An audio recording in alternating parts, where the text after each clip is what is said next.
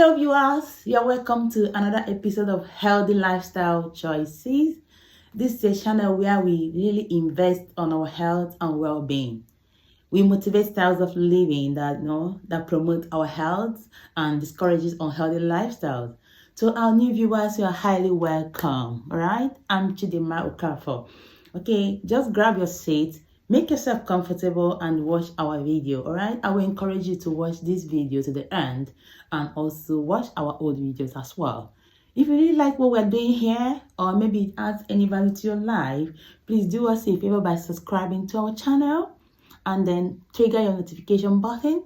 All right, to our returning subscribers, we do appreciate your effort, your comments, your likes. All right, we remain grateful.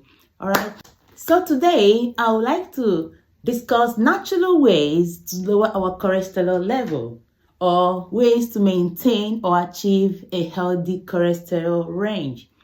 All right, it might really interest you to know that high cholesterol level, is one of the major causes of heart diseases and vascular diseases, and this affects millions of people today. In fact, the most recent research carried out in USA has shown that about 73.5 million of adults have high cholesterol in their blood, and this predisposes them to, high risk of cardiovascular diseases and, heart diseases. But the good news today is that there are ways we can moderate our cholesterol level in a natural way. So before we progress to ways we can moderate our cholesterol level, or ways we can lower our cholesterol level, I would like us to have a general overview of what cholesterol is, then the sources of cholesterol, its functions, all right, the ideal range, and then we discuss about healthy ways to lower our cholesterol level. All right, without wasting much of our time, let's dive right in. So cholesterol is a waxy or fatty substance that is produced in our liver, which circulates in our blood. That means it can be found anywhere in our body. Yes, it comes from two sources, from the food we eat and from our body, because our body can produce cholesterol in a natural way. Although we always focus on the negative aspect of cholesterol and its association with heart diseases, it still has some basic function in our body. The body uses cholesterol to build new tissues and to repair damage to existing tissues. It uses cholesterol to produce sex hormones and steroid hormones, sex hormones like estrogen, progesterone, testosterone. The body uses cholesterol to produce bile acid. We know bile acid is necessary for digestion of fats. It also uses cholesterol to produce vitamin D. So you can see they are really necessary. The cholesterol is very, very important. The problem comes when it becomes in excess, when it becomes too much in our body. That is when it becomes a threat to our health. So basically, we have two major types of cholesterol. Two major types. We have the good cholesterol, which is what we call the high density lipoprotein.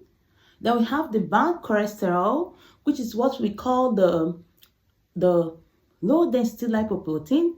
We still have what we call triglycerides and VLDL, which is very low density lipoprotein. But the basic two types is the bad cholesterol and the good cholesterol. All right, I want to explain these types, okay, a little bit.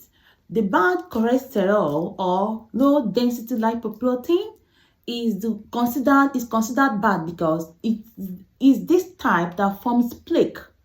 It causes plaque build up around the blood vessels, and when there is plaque build up around the blood vessels, that will narrow down the lumen of the blood vessels, and that will compromise the general circulation because the blood will be moving through the arteries under high pressure. Without high resistance, there will be reduction in the blood to the whole circulation, and then they will have some symptoms like palpitation, chest pain, high blood pressure. In extreme cases, some of these clots some of these plaque might dislodge and block some major arteries. When it blocks the artery that supplies the heart, it causes heart attack. When it gets to the artery that supplies the brain, it causes stroke. So the work of the good cholesterol is just the opposite. It removes the excess cholesterol from the blood, transport it back to the liver for excretion. All right. So having known two basic types of cholesterol and their function, I want us to know the name of the test used to ascertain the level of blood cholesterol. Yes, the name of the test is called lipid profile or lipid panel. This test will analyze different components of cholesterol, both the low density lipoprotein, which is the bad cholesterol, the high density lipoprotein, which is the good cholesterol, the triglycerides, the VLDL, which is very low density lipoprotein. It will analyze these four components and come down with what we call the ideal total cholesterol range or level. So if you are below 19 years old, your ideal total cholesterol level supposed to be less than 170 milligram per deciliter. Then if you are above 20 years old and you're a man or a woman, it doesn't matter your gender, your ideal total cholesterol level should be between 125 milligram per deciliter to 200 milligram per deciliter. So if you have anything above 200 milligram per deciliter, you have a high cholesterol in your blood. All right. So from my research, I've got 5 basic ways we can lower our cholesterol level in a natural way. Yeah, 5 basic ways we can moderate or maintain a healthy cholesterol level. So number 1 in the list is, so one of the food we need to eat if you want to lower your cholesterol level is nuts and seeds. Yes, we have shea seed, we have flax seed. Both of them contain high fiber, which helps to lower your cholesterol, the bad cholesterol level, and increase your good cholesterol. We have almond seed. This almond seed contain more of unsaturated fat, which is very good in bringing down your bad cholesterol. Then we have walnut. Walnut is also therapeutic because it has what we call the alpha linolenic acid, which helps to bring down the bad cholesterol level and thereby increasing your good cholesterol level as well. Then it also, research has proven that walnut supplemented diet helps to reduce heart diseases. Okay. Then the second food in the list is avocado. Avocado is very, very good. It has a lot of monounsaturated fats and a lot of fibers, which help to reduce the bad cholesterol and increases your good cholesterol level and even reduce your triglycerides as well. So avocado is very, very good. Try as much as possible to incorporate avocado into your diet. Yes, in just a medium size is enough for the day. It's very, very good. So number 3 in the list is eating more of beans and legumes. Beans and legumes like lentils. We have kidney beans, dry beans, different types of beans and legumes. They are very good because they are dense in protein. They are very high in protein and fibers to support your liver functions. And we know if you are losing weight, eating more of proteins like beans and legumes is very good for you because it will help you to keep feeling full for a longer period of time. All right. So this also helps to reduce the bad cholesterol level. So number 4 in the list is by eating more of fish, especially oily fish like mackerel, salmon, and so on. In fact, if you want to lower your cholesterol level, it's always advisable to eat more of fish than meat. Yes, because these fish contain more of unsaturated fats and also they are rich in omega-3, which help to lower your bad cholesterol level and improves your good cholesterol level. All right, so it's recommended as an adult to incorporate about 2 serving or portions of fish in a week. So try as much as possible before the week runs out to eat 2 portions of fish. All right. So the 5th food is by drinking green tea. Green tea has a lot of antioxidants which can combat against cancers because they help to reduce or remove free radicals from the blood. So research has also proven that they also have a positive effect on the cholesterol level. They help to remove the bad cholesterol. All right. So the 6th food you need to eat to bring down your cholesterol level is oatmeal or oats. This is because oatmeal has a lot of fibers, both soluble fibers and insoluble fibers. The type of soluble fiber found in oatmeal is called the beta-glucan, which forms a layer in the walls of the small intestines and prevent the uptake of cholesterol into the bloodstream. So it's highly effective. In fact, there is a research I read last week that eating oatmeal every morning as a breakfast for 6 weeks can help to reduce your cholesterol level. All right. So the 7th food you need to eat to bring down your cholesterol level is red wine. Red wine. I said it because I was so shocked when I saw red wine. So, according to the research, the grape skin used to produce red wine has a very healthy component that helps reduce the level of the bad cholesterol and improve your good cholesterol. But please drink it in moderation, please. So the next food we need to incorporate into our daily diet to bring down our cholesterol level is garlic. Garlic has a lot of therapeutic effects. It contains a very, vital component called allicin. It's very essential in bringing, the bad cholesterol level. Try as much as possible to incorporate garlic in your daily meal while making stew, while cooking beans, anything especially when it's not overheated. Yeah, when it's not overheated, you can use it to make your drink. You can put it in your stew. It's very, very essential. All right. It has a lot. Apart from this, is so effective in reducing cardiovascular disease. So the second way we can lower our cholesterol level is by cutting down or reducing intake of saturated fats and trans fats. Saturated fats and trans fats can be found in red meat, fatty meat, processed meat like sausage roll, then bacon, we have ham, we have pork, then we also can have it in butter, in margarine, in coconut oil, in palm oil, in meat pies, in cake, in biscuits, in chocolates. Most of this food contains saturated fats and trans fats, which are not healthy for our health. The best fat we should take is unsaturated fats. So I want to talk about the tips on how to reduce this saturated fat, or ways we can reduce this saturated fat. One of the ways we can reduce intake of saturated fat is by reading the food labels in the shops.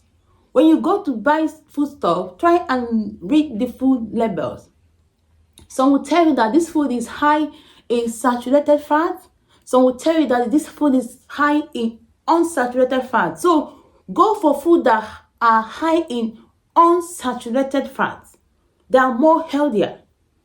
Then if it's some food brands that uses, color coding, like we have red color, we have the amber color, we have the green color. The red color signifies very high in fat. The amber signifies then medium high in fat, while the green signifies very low in fat. So go for green coded all right, or go for those that contains unsaturated fats. Even if when you want to buy oil, if you look very well, you will see that they always specify that this oil is high in unsaturated fat or high in saturated fat. Please, if you want to reduce your cholesterol level, you need to use more of unsaturated oil. Those that are rich in unsaturated fat, they are more healthier. So this is the number one way we can reduce intake of saturated fat. Then another way we can reduce intake of saturated fat is by choosing more of skim milk or semi-skim milk rather than choosing full fat milk, because full fat milk has more of saturated fats. All right, so try as much as possible to choose healthy options. Okay, then another way we can reduce intake of saturated fat into our food is by measuring our oil, because we know red oil, coconut oil has more of saturated fat. So you need to control the amount you use. Whenever you are cooking, use a measuring spoon or a teaspoon to measure your oil before you put in your pot. Don't turn the oil like this, because turning the oil like this might increase the amount you pour inside your food. You need to be in control of the amount. Or you can even use, oil spray. That is a oil spray that has a gauge to put to monitor the amount of oil you put in your food. Okay, another way we can as well reduce intake of saturated food in our food is by trimming out visible fats. If you buy a food that contains fat, please remove it, cut off the fat, and then by taking off the skin of chicken or turkey before cooking them, because their skin contains more of saturated fats, which are not healthy. Then eating more of fish, we've already talked about that, is very good because it contains more of unsaturated fat, which is healthier. So another way is by the method of our cooking. We are advised to either grill, bake, steam our food more rather than frying our food, because fried food contains more of saturated fats. Okay, so that is it. Then the third way we can reduce our cholesterol level, or the third way we can maintain a healthy cholesterol level in our body, is by exercise. Being active is very, very, very essential. We can't just overemphasize on this. Yes, remember in our video on aerobic exercise and its benefits, if you've not watched that video, please try as much as possible to watch that video, because exercise will reduce some of the risk, like obesity, that will predispose you to having high cholesterol. Exercise is very, very important. And remember that American Heart Association recommends about 150 minutes of exercise in a week. All right, so if you've never watched our video on exercise and weight reduction, please try as much as possible to watch it. It's highly educative. Okay, so that is it for exercise. Then the next way to reduce our cholesterol level is by reducing alcohol intake. Avoiding intake of more than 14 units of alcohol in a week. About 3 units should be around 250 mils. So 14 units should be around maybe 4 glasses of wine. No more than about 4 glasses of wine or 4 glasses of alcohol in a week. Please. So the fifth way is by quitting smoking. Yes, if you are not smoking at the moment, please don't start. Please don't start. But if you're already smoking, consider quitting. Yes, I know it's not really very easy to quit. You can register with some stop smoking service around you. Yes, register with them so that they can give you tips and advice on how to stop craving for cigarettes. it's very essential that you stop smoking if you really want to reduce your cholesterol level. Then, so the final way we can reduce our cholesterol level, or we can maintain a healthy cholesterol range, is by following your prescription. This is because some people cannot just maintain the normal cholesterol level without extra help from medical practitioner. Yes, because some people have high cholesterol in their blood just because of their gene.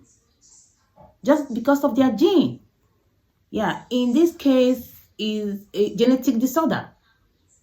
Yeah, and one of the commonest one is what we call the familial hypercholesterolemia. This is a condition whereby you have a high cholesterol because of your, gene, because it runs in your family. You have a family history of cholesterol. So such people, they might be quite young. They might be maybe around their teenage age and still have high cholesterol in their blood. So in such case, you're advised to stick to your diet, quit smoking, and then do exercise and seek medical advice. All right? Then once a medication is prescribed by a GP, follow your medication. Take your medication as prescribed.